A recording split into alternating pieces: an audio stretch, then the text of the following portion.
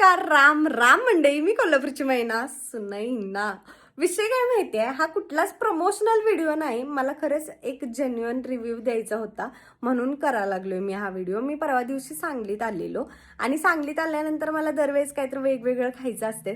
परवा मी सांगलीमध्ये की नाही झोमॅटोवरती Shri Sai sandwich and grills असं काहीतरी होतं त्यांचं की नाही पनीर टिक्का रोल मागवलेला आणि मसाला टोस्ट मागवलेला.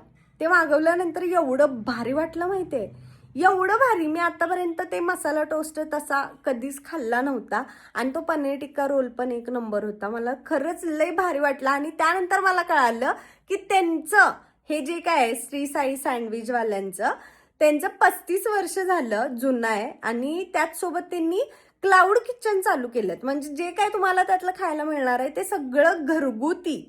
असं नाही की काहीतरी भेसळ आहे, मिक्स आहे, बाहेर आणलंय विकलंय, असं काहीच विषय नाही.